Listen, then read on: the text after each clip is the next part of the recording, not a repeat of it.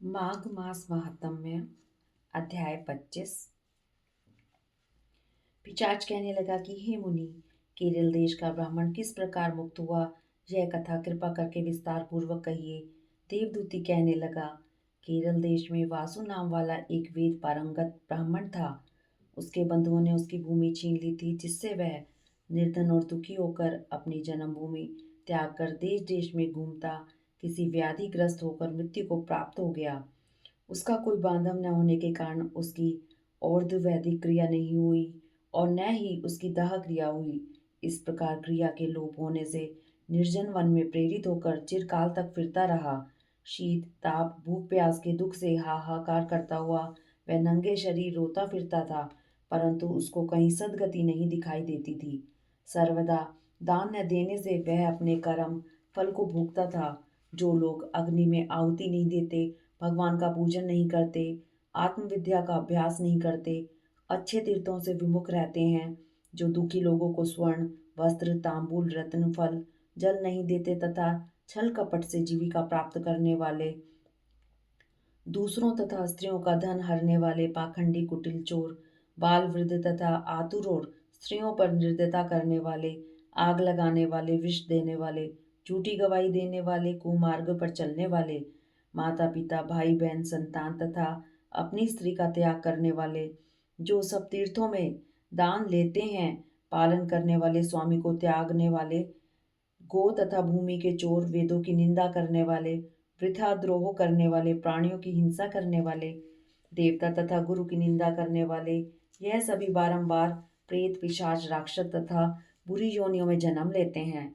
अतः बुरे कर्मों से बचकर धर्म के कार्य तथा यज्ञ दान और तप आदि करने चाहिए, क्योंकि कर्म फल अवश्य ही मिलता है।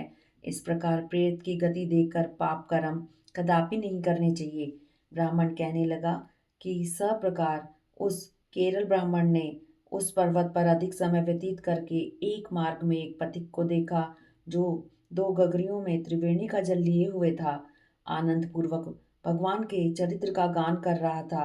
प्रेत ने उसका मार्ग रोककर कहा कि तुम डरो मत, इस गगरी का जल मुझको पिलाओ, नहीं तो मैं तुम्हारे प्राण ले लूंगा। देवदूती कहने लगा कि उसको देखकर पथिक कहने लगा कि दुखी दुर्बल नंगे मुरझाए हुए तुम कौन हो, जो पैरों से पृथ्वी को स्पर्श न करके चलते हो। तुम्हारा उदर मांस रहित है। लोमश जी बोले। प्रेत यह वचन सुनकर कहने लगा कि मेरा ऐसा होने का कारण सुनो। मैंने कभी ब्राह्मणों को दान नहीं दिया, अत्यंत लोभी क्रियाहीन, दूसरों के अन्न से पलने वाला और अकेला मिठाई खाने वाला था। मैंने कभी किसी को भिक्षा नहीं दी, न दूसरों के दुख से दुखी हुआ। प्यासे प्राणियों को मैंने कभी जल नहीं पिलाया। मैंने कभी छाता जूता दान नहीं किया, न किसी को जल का पात्र पान या औषधि किसी को दी। न मैंने अपने घर में कभी किसी अतिथि को ठहराकर उसका सत्कार किया। अंधे वृद्ध अनाथ और दीनों को मैंने कभी अन्न से संतुष्ट नहीं किया और न किसी रोगी को मुक्त किया, न कभी ब्राह्मणों को दान दिया, न अग्नि में हवन किया। वैशाख आदि मास में किसी को ठंडा जल नहीं पिलाया, न ही मैंने बड़ या पीपल का कोई वृक्ष लगाया, न किसी प्राणी को बंधन से छुड़ाया, कभी कोई व्रत करके शरीर को नहीं सुखाया। इस कारण मेरा पूर्व जन्म सब बुरे कार्यों में ही व्यतीत हुआ। मेरे पूर्व जन्म के कर्मों से ही मेरी यह गति हुई है। इस वन में व्याघ्र भेड़ियों से बचा हुआ मांस तथा जंतुओं के खाने से गिरे हुए फल, वृक्षों पर लगे हुए सुंदर फल तथा झरने का सुंदर जल सब ही मिलते हैं, परंतु देव इच्छा से मैं कुछ नहीं खा सकता। सर्प की तरह केवल पवन भक्षण करके जीवन व्यतीत करता हूँ। बल बुद्धि मंत्र पुरुषार्थ से मनुष्य अलभ्य वस्तु को प्राप्त नहीं करता। लाभ हानि सुख दुख विवाह मृत्यु जीवन भोग रोग तथा वियोग में केवल भाग्य ही कारण होता है। कुरूप मूर्ख कुकर्मी निंदित तथा पराक्रम से हीन मनुष्य भी भाग्य से ही राज्य भोगते हैं। काने लूले लंगड़े नीतिहीन निर्गुण नपुंसक भाग्य से राज्य प्राप्त करते हैं। पर्वत पर भी बलवान राक्षस पिशाच रहते हैं, जिनमें से कभी कभी कोई कोई कहीं कहीं वन में फिरते हुए अपने कर्म के अनुसार अंजल प्राप्त करते हैं, परंतु आपको उनका भय नहीं होना चाहिए, क्योंकि धर्मात्मा पुरुष की उनकी पवित्रता की रक्षा करती है। ग्रह नक्षत्र देवता सर्वदा धर्मात्माओं की रक्षा करते हैं। यह पिशाच आप जैसे भक्त की तरफ आंख उठाकर भी नहीं देख सकते। जो नारायण की भगवान की भक्ति से पवित्र रहता है, उसको प्रेत पिशाच पूतना कोई बाधा नहीं दे सकते।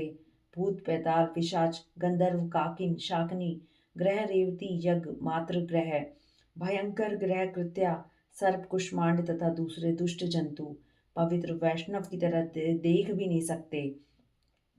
जिनकी जीवा पर गोविंद का नाम हृदय में वेद तथा श्रुति विद्यमान है, जो पवित्र और दानी है, ऐसे आपको कभी भय नहीं हो सकता। हे ब्राह्मण, इस प्रकार कर्मों का फल भोगता हुआ यहाँ रहता हूँ, ऐसा सोचकर मैं शोक नहीं करता।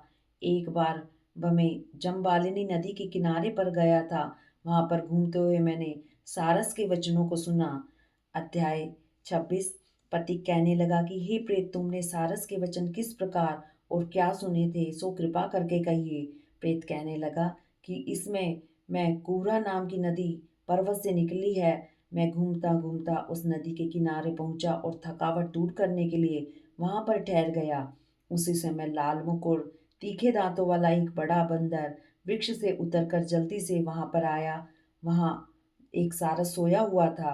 उस चंचल बंदर ने कई एक पक्षियों को देखकर उस सोए हुए सारस को दृढ़ता से पैरों से पकड़ लिया और तब तो सब पक्षी उड़कर वहां से चले गए, परंतु सारसी भयभीत होकर विलाप करती हुई वहीं रुक गई। नींद के दूर होने तथा भय से नेत्र खोलकर सारस ने बंदर को देखा और मधुर वाणी से कहने लगा कि हे बंदर, तुम बिना अपराध मुझको क्यों दुख देते हो। इस संसार में राजा भी केवल अपराधियों को ही दंड देता है। तुम्हारे जैसे श्रेष्ठ प्राणी किसी को पीड़ा नहीं देते। हम अहिंसक और दूसरों के कामों को नहीं देखते। जल की काई खाने वाले, आकाश में उड़ने वाले, वन में रहने वाले, अपनी स्त्री से प्रेम करने वाले, दूसरों की स्त्री को त्यागने वाले, दूसरों की बुराई से दूर रहने वाले, चोरी न करने वाले, बुरों की संगति से वर्जित, किसी को कष्ट न देने वाले, सो इस प्रकार मुझ निरपराधी को हे बंदर छोड़ दो। मैं तुम्हारे पहले जन्म के सब वृतांत जानता हूँ। यह वचन सुनकर वह बंदर उसको छोड़कर दूर बैठ गया और कहने लगा कि तुम मेरे पूर्व जन्म का वृतांत कैसे जानते हो। तुम अज्ञानी पक्षी हो और मैं वन में घूमने वाला हूँ। सारस कहने लगा कि मैं अपनी जाति की समृद्धि की बल से तुम्हारे पूर्व जन्म का सब वृतांत जानता हूँ। तुम पूर्व जन्म में विंध्य पर्वत के राजा थे और मैं तुम्हारे कुल का पूज्य पुरोहित था। तुम राजा होकर अपनी प्रजा को पीड़ा दिया करते थे। विवेकहीन तुमने बहुत सधन इकट्ठा किया। सो वानर, प्रजा की पीड़न रूपी अग्नि की ज्वाला से तुम पहले ही तप चुके हो। पहले तुम कुंभीपाक नाग नरक में गिरे गए। तुम्हारे शरीर को नरक में 3000 वर्ष बीत गए। फिर नरक से निकलकर बचे हुए प्राणों के कारण इस बंदर की योनि को प्राप्त हुए और मुझको मारना चाहते हो। पूर्व जन्म में तुमने ब्राह्मण के बाग से लूटकर बलपूर्वक फल खाए थे। उसका यह भयंकर फल हुआ कि तुम वानर और वनवासी हुए। प्राणी अवश्य अपने किए हुए कर्मों को भोगता है, इसको देवता भी हटा नहीं सकते। इस प्रकार मैं सारस का जन्म लेकर भी अज्ञान से मोहित नहीं हुआ।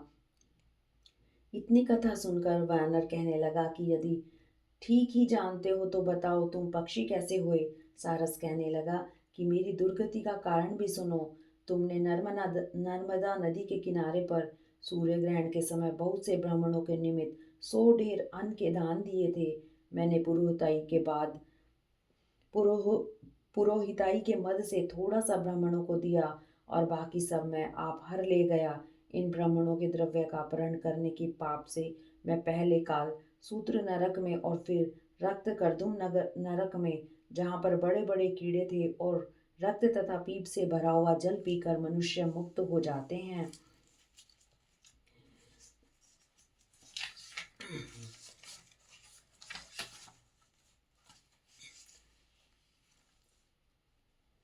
रक्त तथा पीप से भरा हुआ नाभि तक नीचे सिर और ऊपर की पैर की हुई पीप चाटता हुआ उस दुर्गंध वाले नरक में कीड़ों आदि से काटा जाकर 3000 वर्ष तक उस यातना को भोगता रहा। मैं नरक के दुख का वर्णन नहीं कर सकता। फिर नरक की यातना से मुक्त होकर यह सारस का जन्म पाया, क्योंकि पूर्व जन्म में अपनी बहन के घर से कांसे का बर्तन चुराया था। इसको मैंने एक जुआरी को दिया, इसी से मैं सारस योनि में आया। यह मेरी स्त्री पिछले जन्म में ब्रह्माणी थी। इसने भी कांसे की चोरी की थी, इसी से यह मेरी स्त्री और सारसी हुई। यह सब मैंने तुमसे कर्म फल कहा। अब भविष्य की बात भी सुनो। अब मैं, तुम और मेरी स्त्री भी हंस होंगे और कामरूप देश में सुख से निवास करेंगे। फिर इसके पश्चात गो योनि में और फिर जाकर दुर्लभ मनुष्य योनि को प्राप्त होंगे। इसमें मनुष्य पाप और पुण्य दोनों ही कर सकता है। इस प्रकार शिव की माया से यह सारा जगत मोह को प्राप्त होता है।